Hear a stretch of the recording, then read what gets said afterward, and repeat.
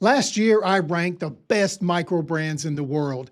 Since then, some have risen, some have fallen, and some others didn't even make the list this time, which I know is going to make some of you guys very unhappy. Hey, there you are, and welcome to My Dude Watch. My name is Jason, and today we are ranking the best 25 micro brands in the world. All right, guys, this isn't just a pure enthusiast snob ranking. I'm not just rewarding the most expensive watches, the fanciest movement, or the brands with the biggest name. I'm looking at the whole picture: quality, value, originality, catalog depth, community, customer interaction, recognizability, momentum, and ultimately, what I think makes a micro brand great. And yes, some really good micro brands didn't even make the list this time. So if you like some controversy, this is the place to be. This is going to be fun. You know the deal. Grab a snack, pull up a chair, and let's talk watches. And real quick, before we get started, it's time to have another watch giveaway. We are giving away an awesome Seagull 6075 daily dress piece. To be eligible, it's easy peasy. All you have to do is subscribe to the channel, give this video a thumbs up, and comment Seagull down below. That's it. Do these three things and you're eligible to win this amazing watch. All right, we are ready to break down the My Dude Watch top 25 micro brands and independents in the world. And it is time to bear down and get started on this list. All right, here we go. Coming in at number 25 is Laurier. And yeah, I already know some of you are going to have a problem with this one. Laurier still makes really good watches. The designs are clean, the proportions are excellent, and they've built a very loyal following.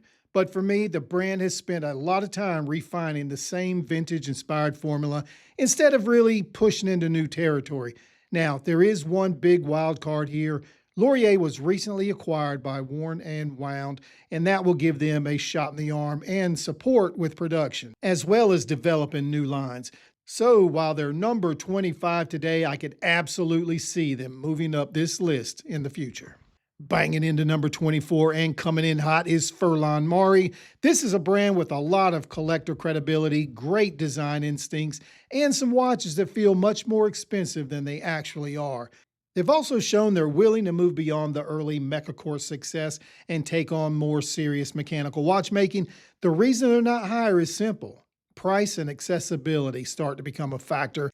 And I still want this list to reward brands that are more reachable to a wide range of enthusiasts. But make no mistake, Furlan Mari absolutely belongs in this conversation.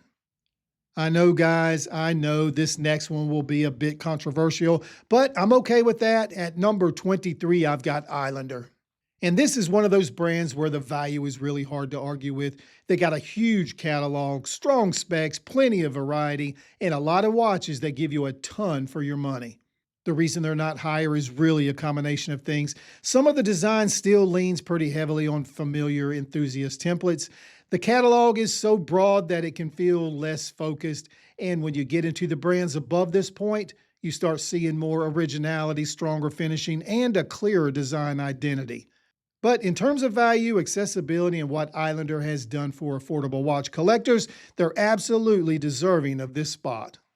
We are moving right along, and at number 22, I've got Vario. Vario is one of those brands that really does its own thing. From trench watch inspiration to Art Deco styling and even the dual face Versa, there's a creativity here that you don't see anywhere else. So what keeps Vario from moving up the scale is the catalog is still relatively niche, and some of the designs are so specific that they're not going to appeal to every collector. But originality matters on this list, and Vario has plenty of that. Rolling into number 21 is Eco Nutra. This is a brand that's done really good at building a distinct identity around Italian design, outdoor inspiration, and watches that feel more refined than their price might suggest. The reason they're not higher is that the brand is still relatively niche, and once you get into that top 20, the competition gets incredibly tough. But the design language is strong, the watches feel purposeful, and the Eco Nutra is definitely a brand I think people should be paying attention to. And here at number 20, standing bold, I've got Studio Underdog. This might be the most recognizable microbrand on the entire list. The designs are bold, playful, and instantly identifiable, and they've done a great job turning watches into something collectors actually get excited to talk about. Now, the reason they're not higher is that the catalog is still relatively small, and the playful design language can make them feel a little more niche than some of the more complete brands ahead of them. But when it comes to originality, personality, and pure visual impact, Studio Underdog absolutely earns a spot. Breaking in at number 19 is the incredible Second Hour Watch Company. Second Hour has quietly built one of the more complete catalogs in the microbrand world. Divers, field watches, sport watches, dressier pieces.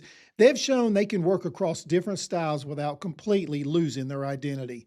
What keeps them from moving higher is that they still don't have the same level of name recognition or collector pull as some of the brands ahead of them. But in terms of quality, versatility, and how complete the brand feels, Second Hour absolutely belongs in this top 25. Up next is a fan favorite. This is number 18, and it is Erebus. Erebus came into the market with a huge built-in audience, but what matters is that the watches have actually backed up the hype.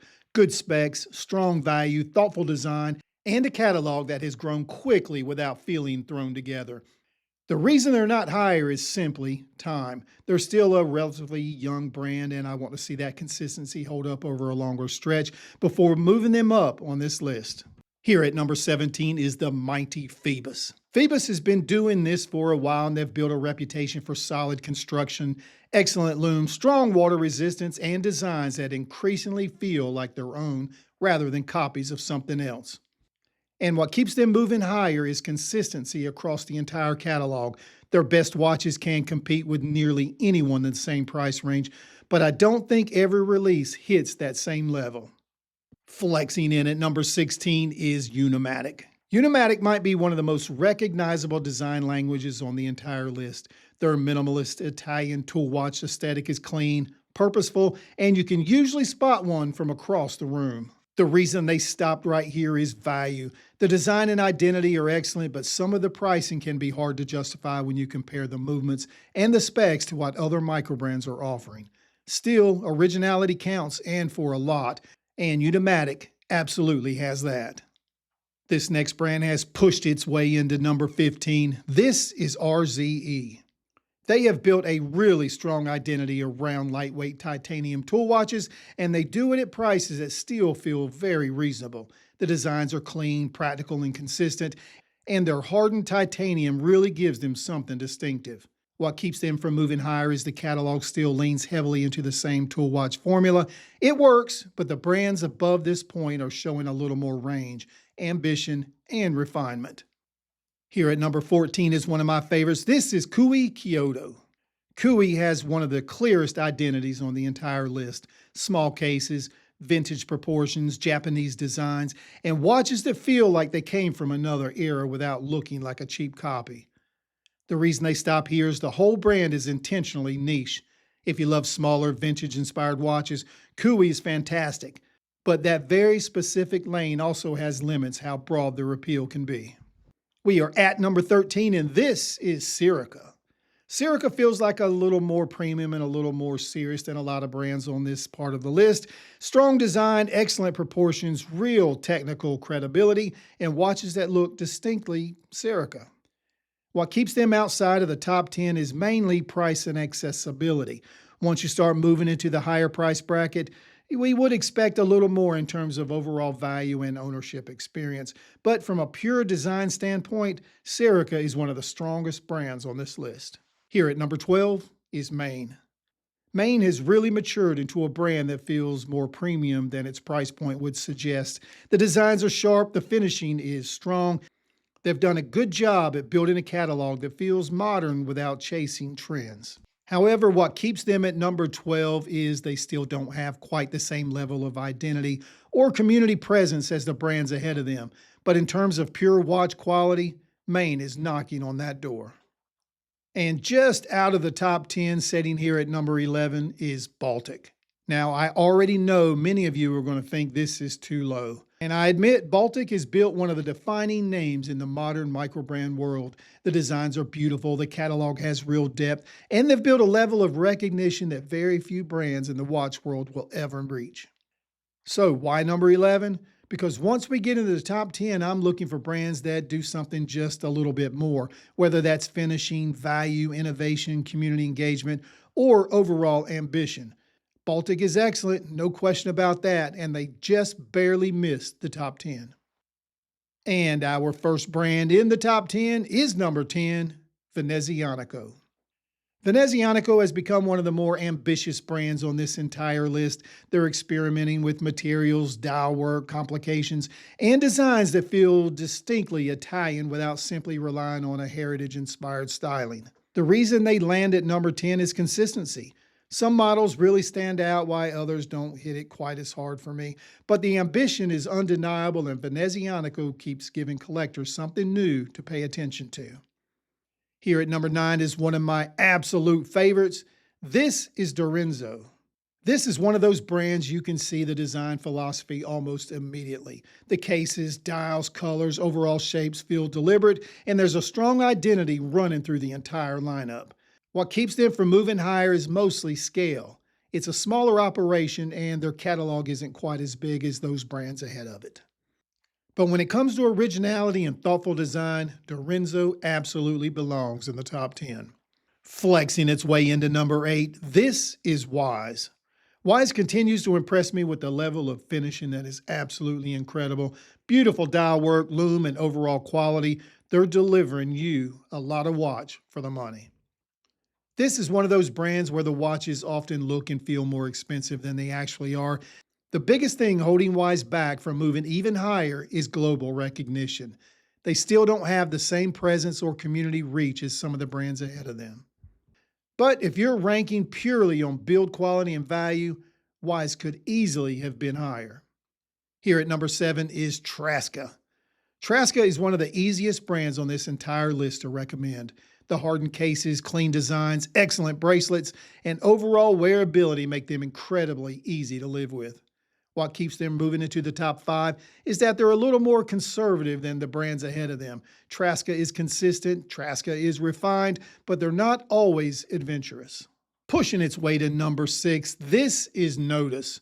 Notice has built a really complete brand, strong designs, excellent value, great bracelets, good finishing, and enough variety to keep things interesting without losing focus.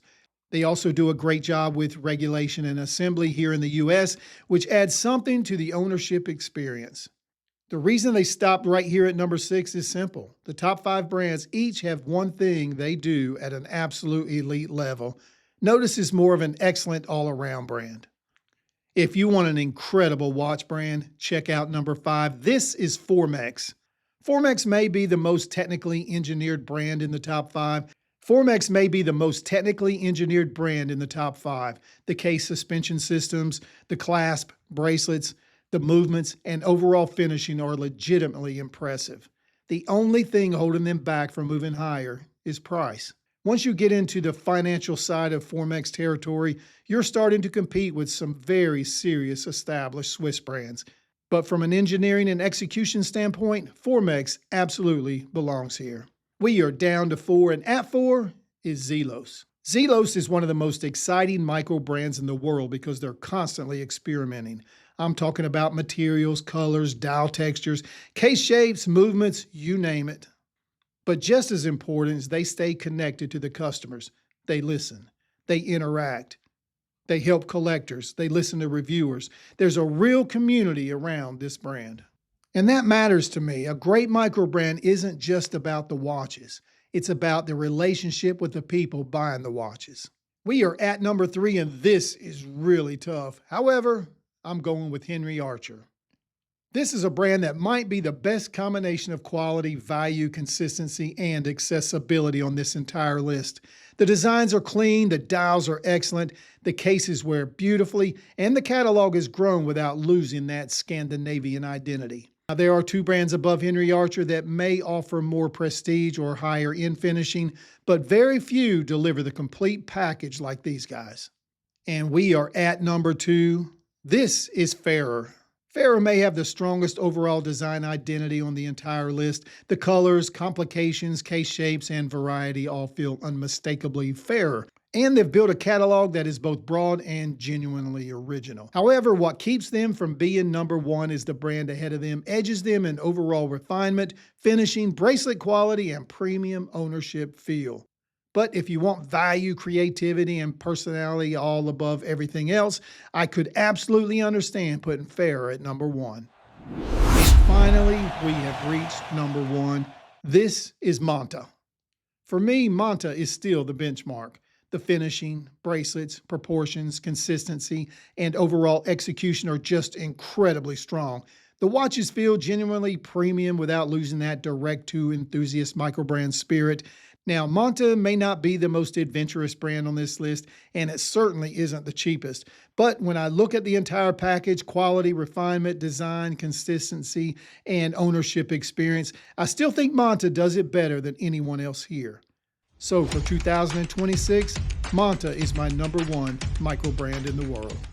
Now, I know there's some really great microbrand names that you expected to hear during this list. Everybody couldn't make it, but there's several reasons why the ones that didn't. Some have simply outgrown what I would really consider the microbrand world. Others have moved into price ranges that are a little higher than I'd like for this particular list. And then there are some really good brands that, for me, have just gotten a little bit stagnant. With this ranking, I wanted to reward brands that are moving forward, trying new things and expanding their catalogs, improving their watches, and giving collectors a reason to keep paying attention and paying money. So now I want to hear from you. Which brands did I leave off, and who would you remove in order to add it? Hey, you made it to the end of another video. Thank you for doing that. We appreciate you watching. If you enjoyed what you saw today, please take the time to like this video and subscribe to the channel. It'll only take you a second, but it really does help. All right, guys, we checked the time, and it is time to wrap it up. So we are going to close the show. My name is Jason with My Dude Watch. We'll do it all again next time. But wait, don't forget, dudes can't be late.